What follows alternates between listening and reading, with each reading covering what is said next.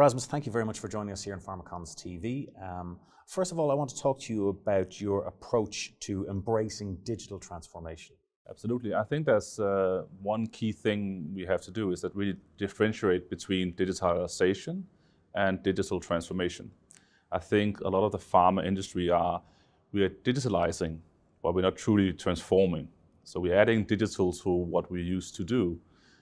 So now we're doing a campaign and we remember to add social media because that's digital.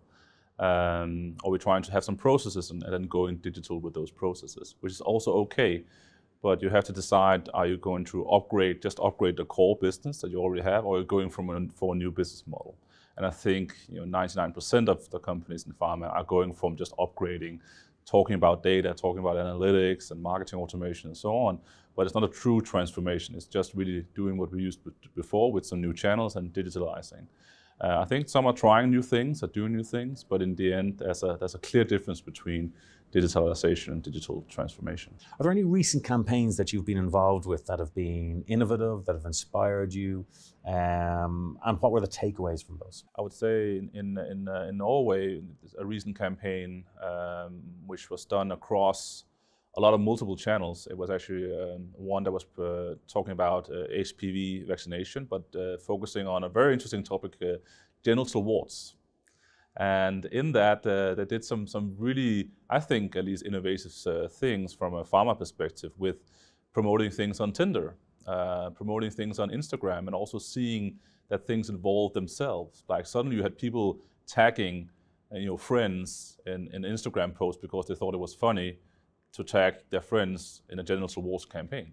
But that generated traffic, and I think they were fast to pivot on that specific topic and take the new life of the campaign. So I think, of course, it's a more youthful segment, which makes things also interesting as well. But I thought that was really clever, and I think the Tinder ones was clever as well.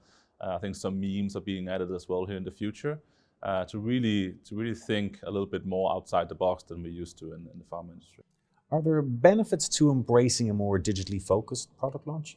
So I think reach, of course, is one. I think you have to remember, of course, there's a huge market access perspective as well. So a lot starts with face-to-face interaction with associations, for example, across to have partnerships. So I think the digital product launch the partnerships will be key. But of course, the reach that you'll be able to have maybe from the beginning and the activation of patients is going to be some of the key elements you have with a digital product launch in the future. And because you have more engaged and more enabled patients, you'll have to be there as well from a digital perspective because they are searching for solutions on problems that they have. And maybe the solution will be a new pharmaceutical product. And that's why digital can be a key enabler in getting them activated. Looking to the future, how do you see the industry progressing or developing from a communications point of view? I think we are kind of on the cusp of something amazing in the end. I think it's an extremely interesting industry to come in. I've only been in it for 1.5 years. But I think that there's so much potential. I think the patient is going to be a lot more in focus for us. I think for some, of course, pharma company has been for a long time. For companies like ours, I think it's going to be even more in the future because the patient is so enabled and they need more information. And we're going to live through complete transparency now in this digital age. So that will be one key driver for us in the future. And I think, of course, technology will not be a driver in itself.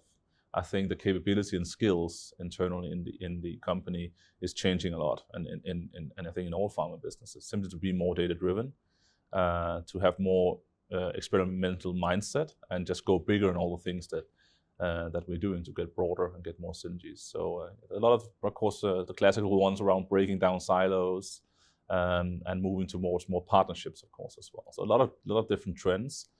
Things that have already happened in a lot of different industries, I think will be something we'll see already in 2020.